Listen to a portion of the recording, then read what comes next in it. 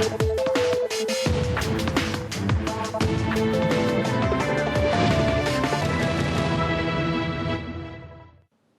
and welcome. We have a very special guest with us, the man who's just got the Padma Vibhushan, Azim Premji.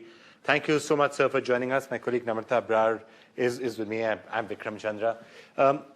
Premji, first of all, many, many congratulations from all of us. How did you hear about it here in snowy Davos? I heard it from my secretary, actually, about 2 hours back. And what was the reaction?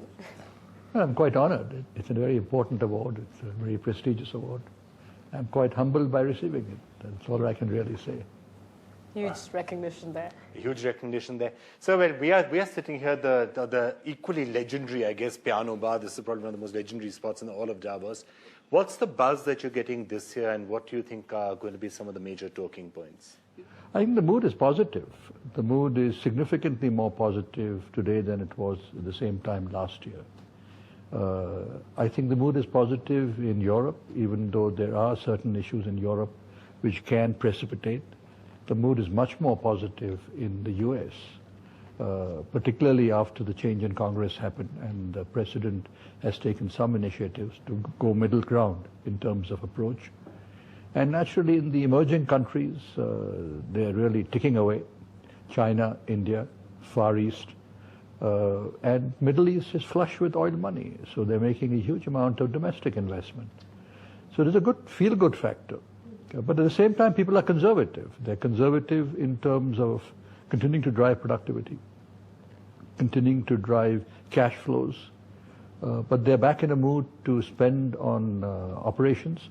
They're back in a mood to invest in growth, including physical assets. But in India, Mr. Premji, and you've been a long-term veteran at Davos itself, you were the co-chair on the summit last year as well.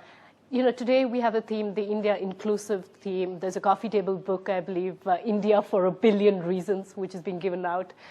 How would you say the focus of India seems to be reiterated at this summit? Is this going to be a big talking point for raising the tempo?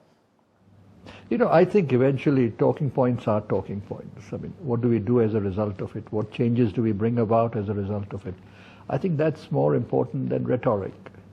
I suppose we have to have some rhetoric to get some rallying points around it. And that is what the theme is, inclusiveness, to have a rhetoric, to have a rallying point around it. So you were talking about the atmosphere swinging a lot and improving a lot in the last 1 year. Now in India, in many ways, it's not completely happened, and there is a certain sentiment which I think was perhaps best expressed in that letter written by what I've heard some people describing as a group of 14, which you, of course, were a very prominent member of. When you wrote a letter to the government saying there's a drift, there's a governance deficit which needs to be addressed.